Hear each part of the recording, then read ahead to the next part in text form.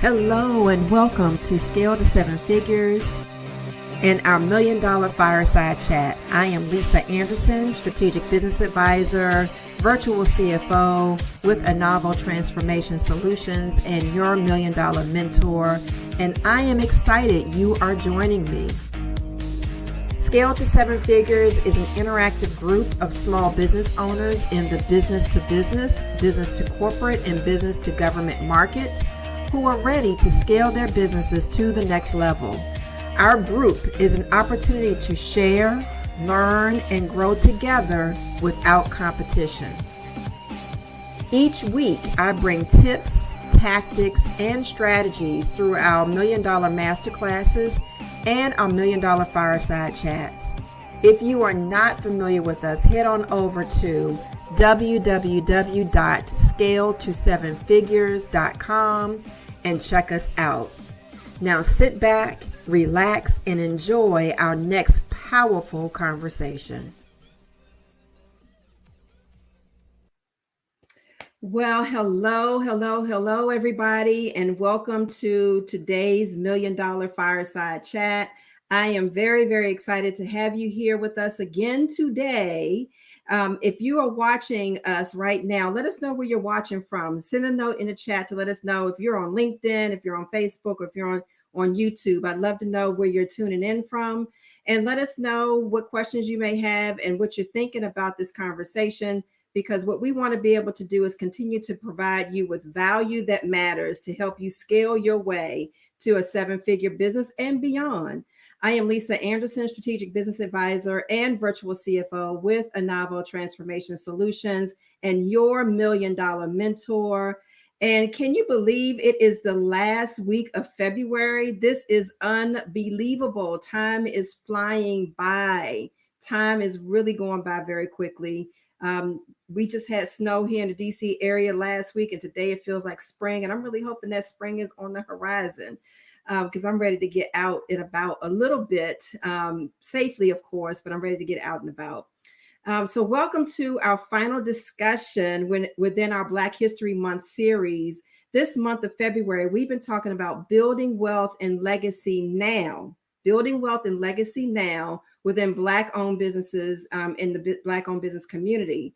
The first week of this month, I did a masterclass on what it means to build legacy now and what it means to build wealth and the things that you may want to consider investing in as a scaling business owner versus waiting until you get to the end of the road and ready to exit. Because then if you start thinking about legacy building at that point, it's too late.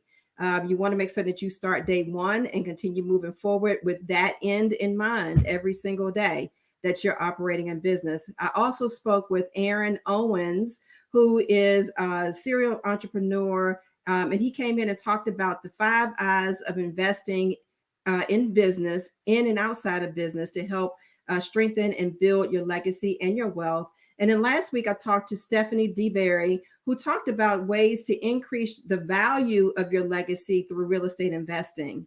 So if you missed those conversations, please tune into our YouTube page at Scale to Seven Figures and check those out. And again, leave us some comments. Let us know what you're thinking. But today, I am super, super excited about today's conversation because I have a very special person that is joining me today. He is a lifelong friend, not a longtime friend, a lifelong friend, colleague, and client. He's an entrepreneur. He's a really good-spirited businessman, a serious businessman, and he's also a community activist. And I'm looking forward to having a conversation with my friend, Antwanye Ford, who is the president and CEO of Enlighten Incorporated.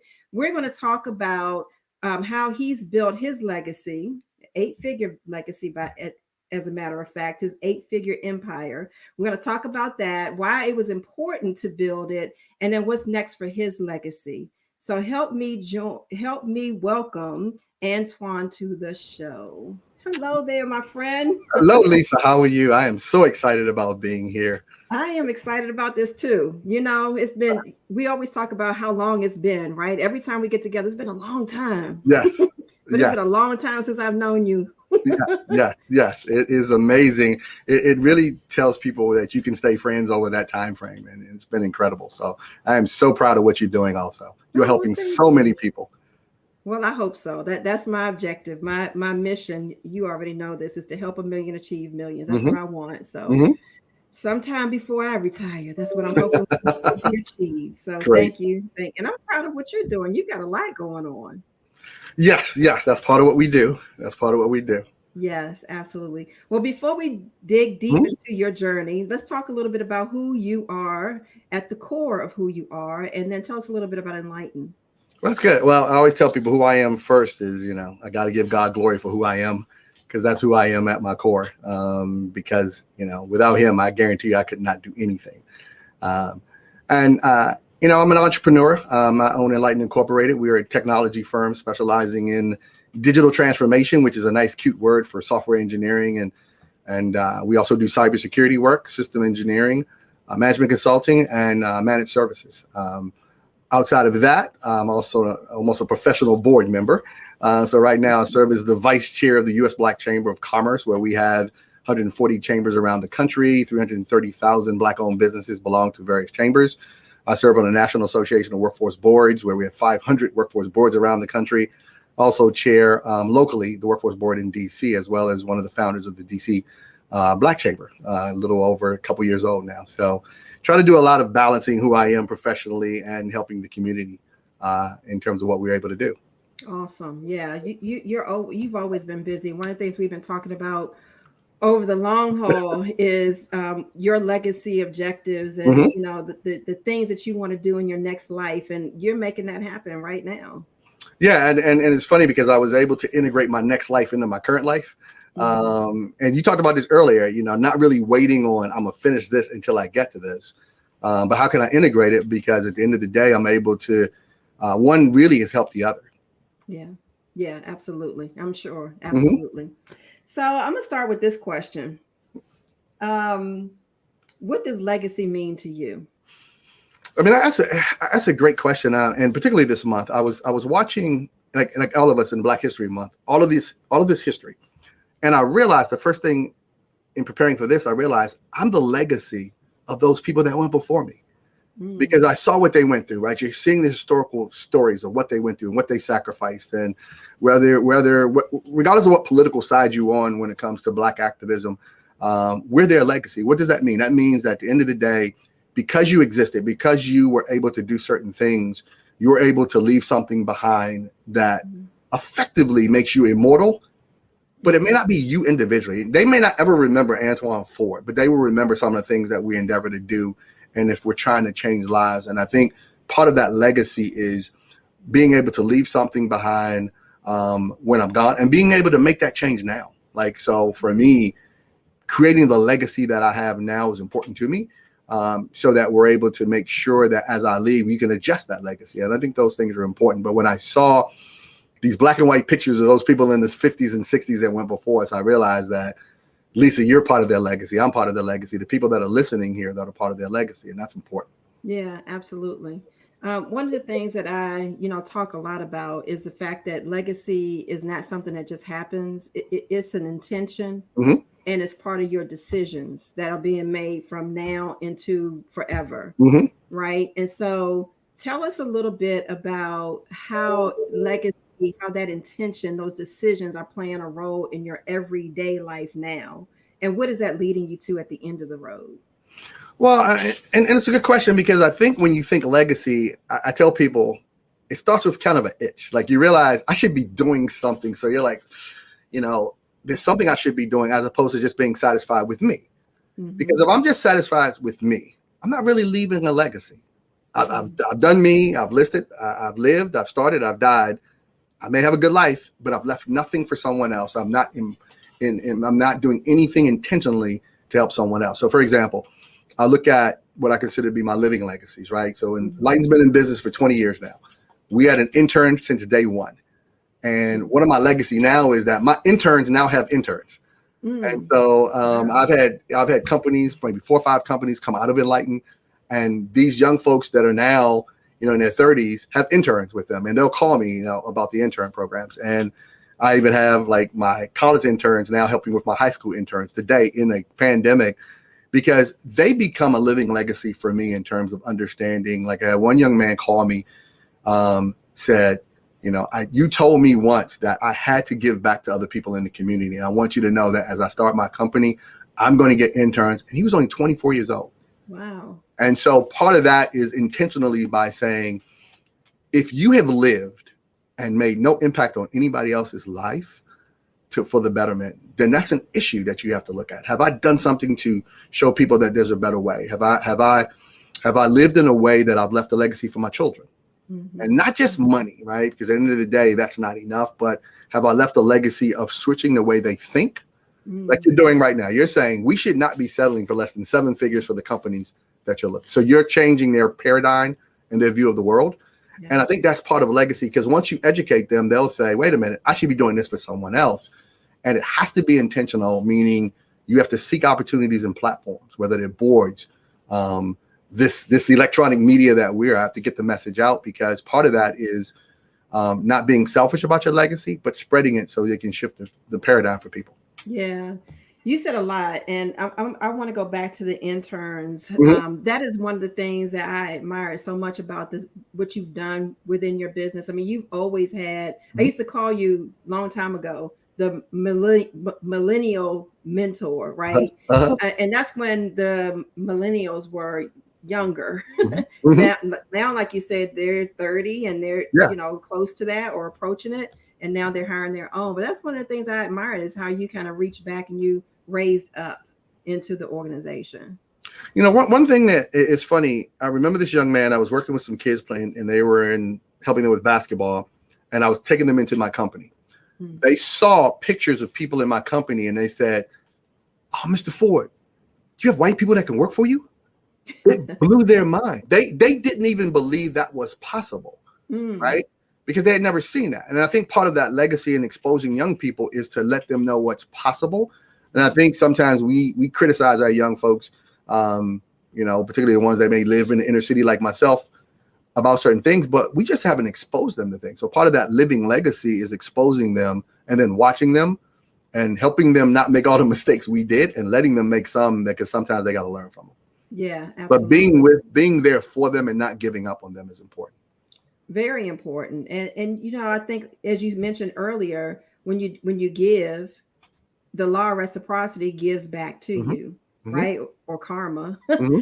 There's karma too. There's good karma. Yeah. So it comes back to you, and given to the community in that fashion. There's so many things you get from that. I mean, those individuals that you hire as an intern could one day become your customer. Oh yeah. I mean, matter of fact, one of them actually, she actually came back with her own company and was serving us. Other interns are in critical positions where, I call one of them, they're in certain agencies now that we do mm-hmm. business with. And they're like, Mr. Ford, want you to be able to do these things. And I told them, one of my goals is to be able to see them in a position of influence. And so part of them is being able to say they are able to change legislation.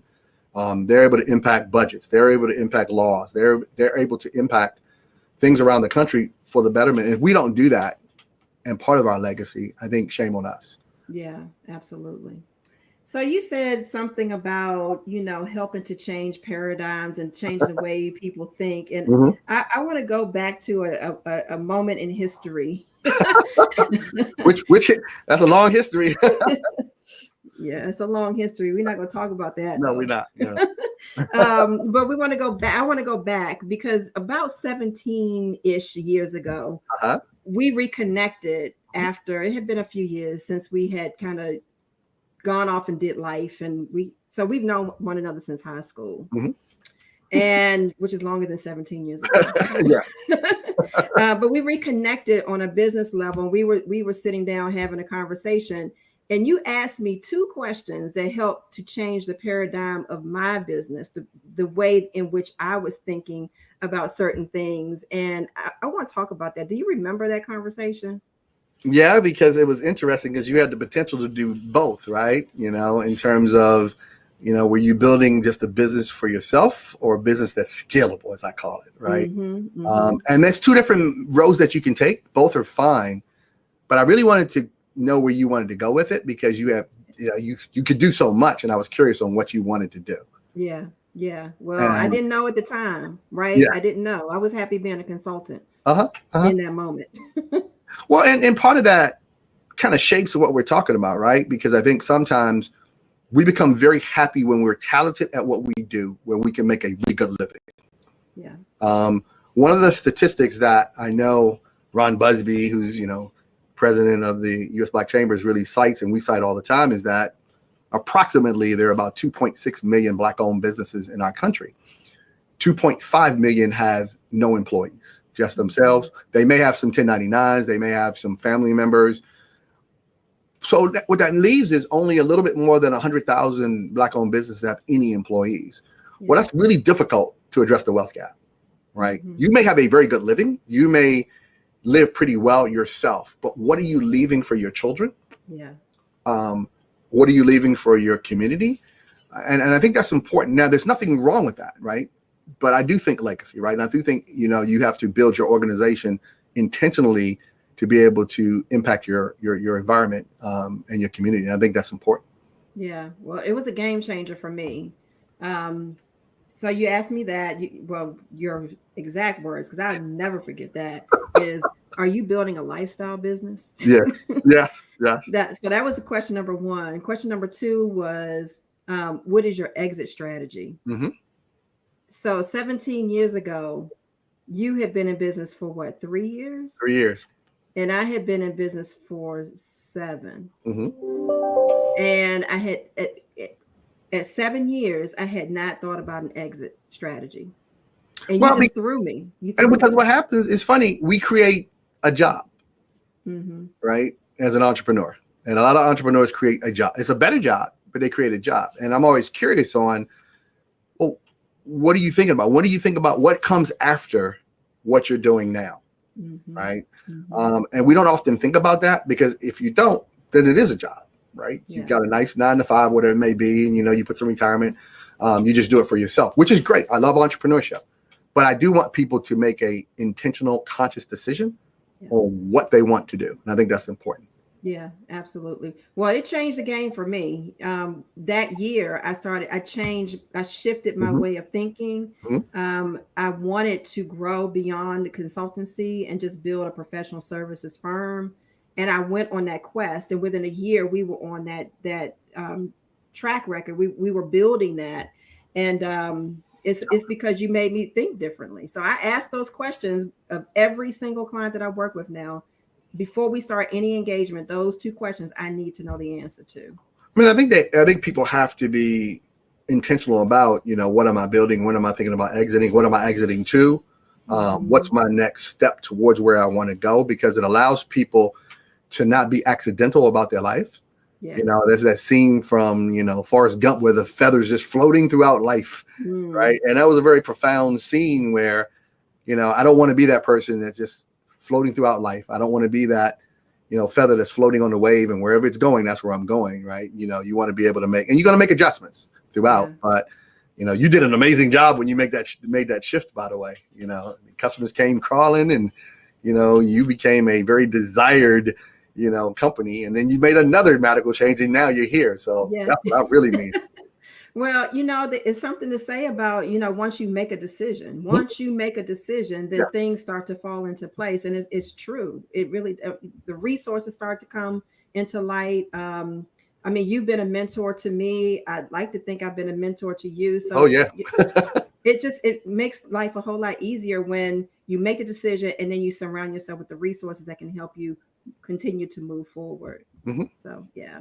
So tell us a little bit about your journey to where you are now, what you've built and why you've built it that way.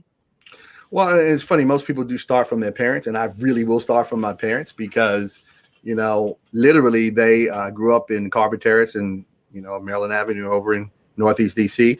And I saw mom and my father showed my mother how to do upholstery work. Right. And they started a little mom and pop upholstery shop on 8th Street, 1405 8th Street. Northeast Washington, never forgot that. And so every day I left school and went to my parents' business.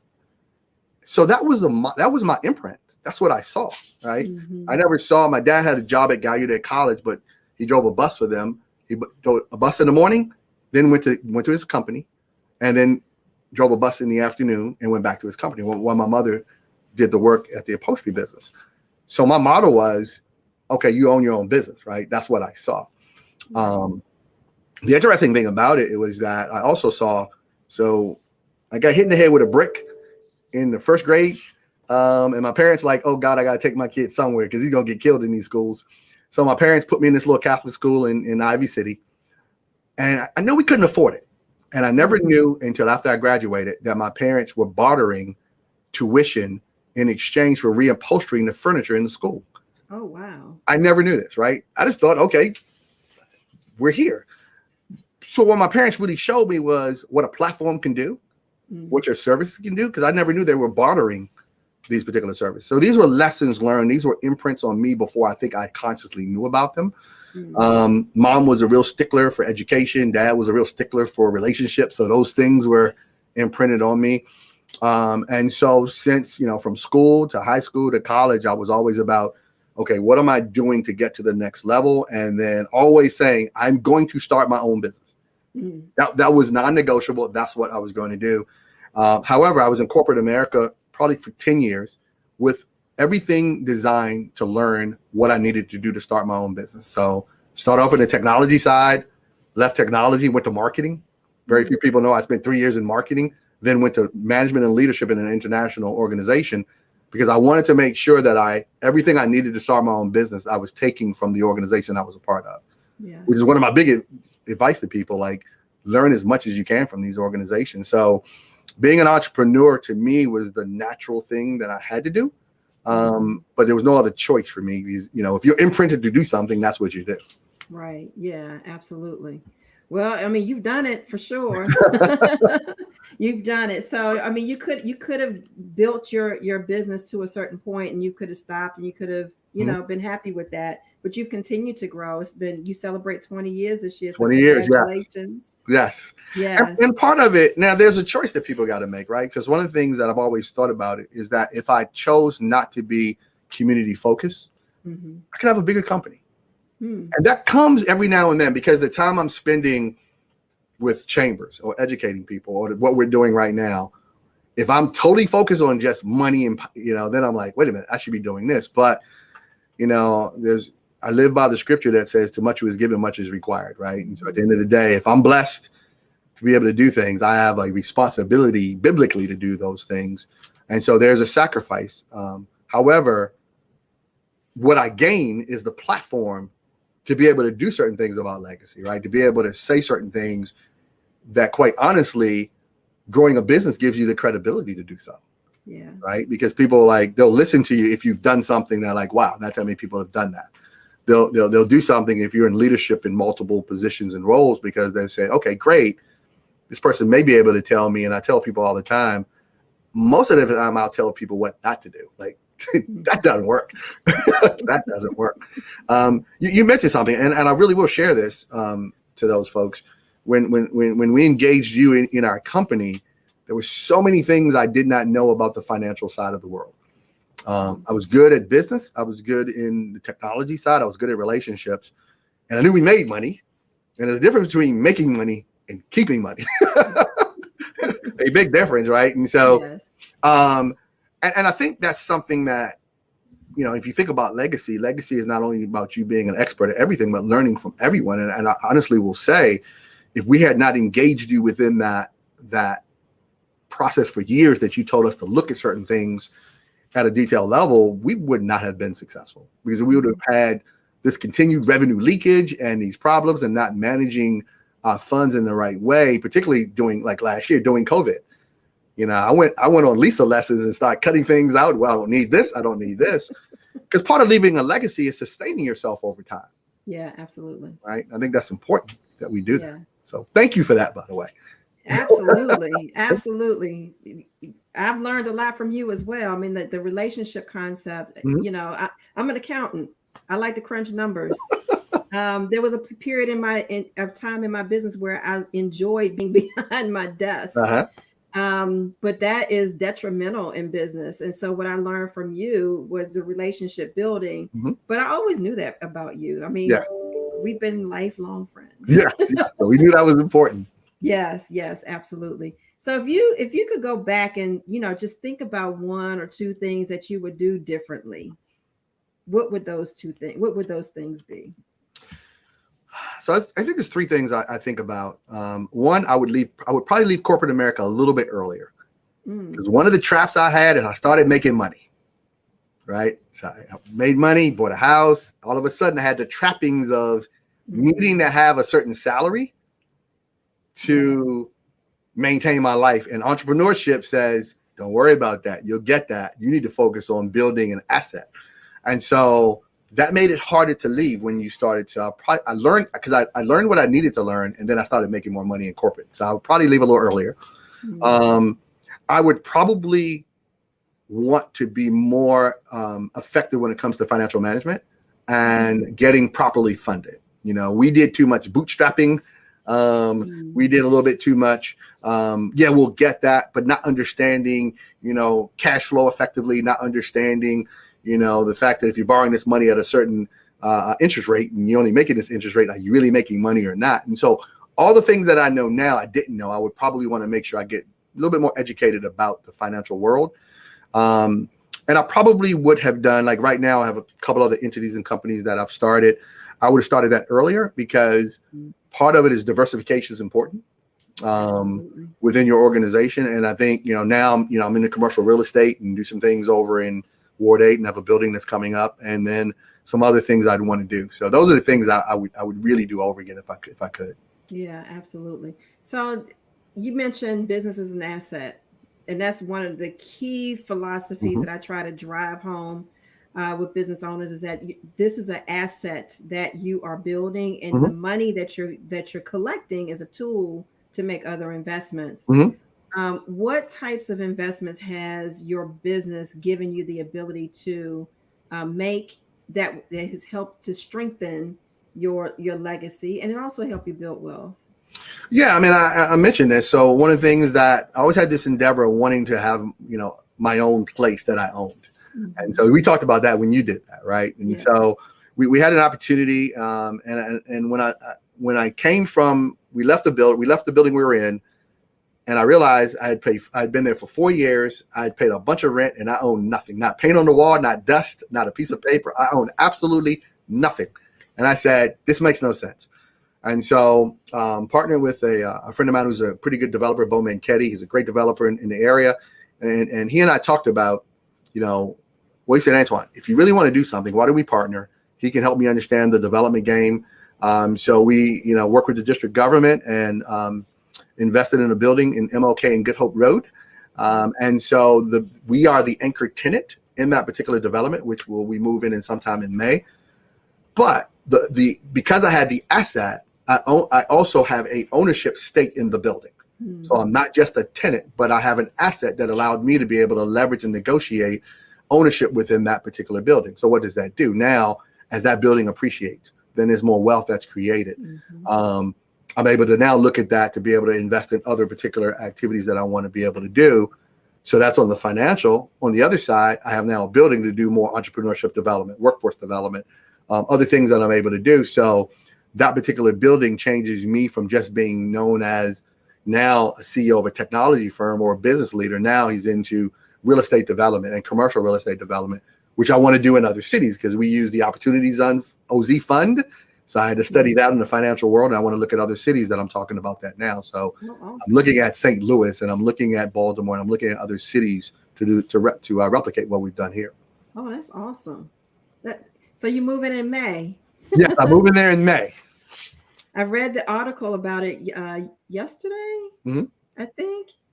Yeah, yesterday I read the article that you posted about it.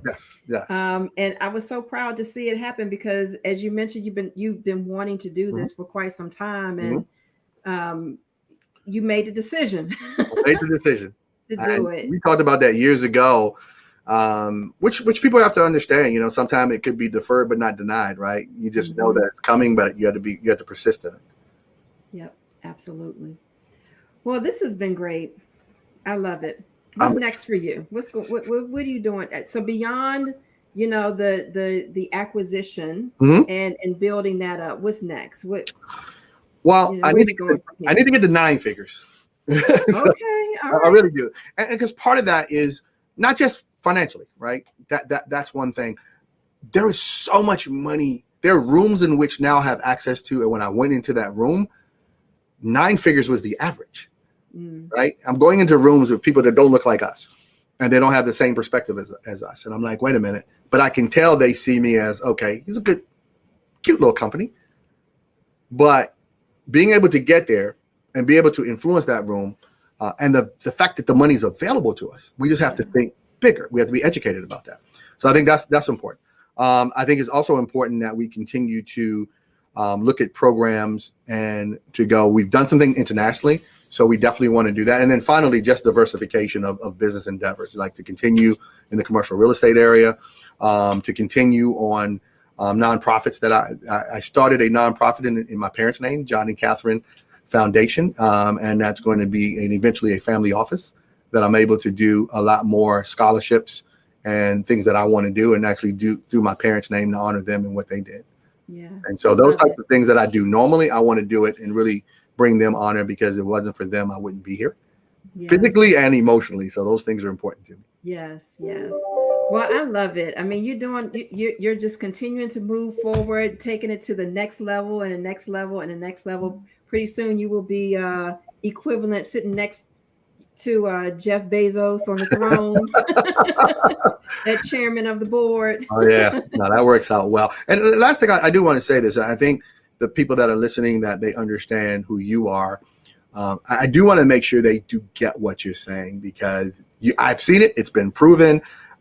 They just need to take hold of what you're trying to teach here, because it will shift their paradigm. And I tell people, you're literally changing the lives of people that may never know Lisa Anderson, but they'll realize, like, why do I have these things? Because of a conversation you had with their forefathers. So I do want to thank you for that.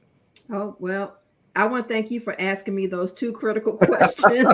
Because had you not asked me those questions, I would have been comfortable. I mean, I may have eventually gotten to this point, Mhm. but you challenged me, right? And nobody else had 7 years. Nobody had challenged me 7 years. And so what I'm trying to do is I'm trying to challenge others soon. Good. So I'm your legacy, right? I'm a I part of love it. your legacy. Because you asked me the question, I'm taking it back and I'm asking others the same question a lot sooner. I tell everyone, every single person, I don't care what phase of business they're in, whether they're just starting or most recently, I started working with a company that's been in business for 16 years. Hmm. I asked those questions, and every time everybody sits back, scratch their head, and say, I've never thought about it. Hmm. And my answer is, well, we can't move forward until we know the answer. Amen. I love it. Yeah, I yeah. love it. I can't help you if I don't know where you want to go. Yeah. No, I love it. Being intentional. You said make a decision, Yes, whatever that may yes, be. absolutely. Well, I've enjoyed this. Thank you so much for joining me this afternoon and for sharing this and for being my lifelong friend. Yes, Lord. No, I Yes. appreciate it. I'm honored. I am honored when you asked me to do this. And so, because friendship is important to me, as you know. I think in this world, if you die with just a few friends that have been there, that's important. And I count you as one dear. So I really appreciate what you're doing. And thank you so much for this Well, opportunity. thank you. The sentiments are exactly the same on my end as well. And I'm looking forward to connecting again real soon. We will do so. There's some things I need you to do around the chamber. So we'll talk about that soon. But I'm here for you. I'm team Antwanye all day long. All right, we'll talk soon. Thank you so much. Thank you again. Take care. Oh, wait, one critical question. Yes. How can everybody learn a little bit more about you and Enlightened and your new project? Oh, good question. Enlighten is www.enlighten.com, ENLGHTENED.com. Best way to hit me is really LinkedIn. I'm on it a lot, as we know. And then the project over in Word 8 is MLKGatewayDC.com, MLKGatewayDC.com. Take a look at it. We still do have some space over there. It's an incredible project. It's mixed use. It gives you that rest and feel on the corner of MLK and Good Hope Road. And so it's going to be it's going to be transformational for the community. And that's something that we're really looking to do.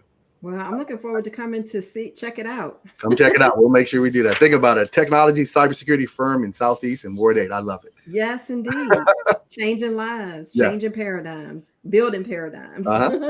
Absolutely. Well, thank you again. And I look forward to talking to you soon. Thanks so much, Lisa. All right. Well, guys, there you have it. You know, I've been saying it for weeks and weeks and weeks. Business is an asset, and you've got to know your exit strategy. You got to know what your objectives are. You got to know what you want your legacy to be and how you want to help others, and make a decision about how you're going to achieve those objectives. Legacy is not something that it can just happen, but if you want it to be meaningful and purposeful to help the community and your family for years and years to come, far beyond you, you've got to make that part of your mission and your daily mission to achieve those objectives. I want to thank you all for joining me today. And this concludes our legacy building series for this month of February. Join me next month, which is International Women's History Month, where I will be going through a series on powerful women in business. And that's very important to me because, as you can see, I'm a woman. But I will be touching base on growing women-owned businesses and talking to women in business about their success and how they've been able to achieve their objectives. So I hope you will join me next Wednesday for our March Masterclass. And I look forward to seeing you next week. And until then, I am Lisa Anderson, Strategic Business Advisor and Virtual CFO with Anavo Transformation Solutions and your $1 Million Mentor. Take care and thank you for joining me. Bye-bye.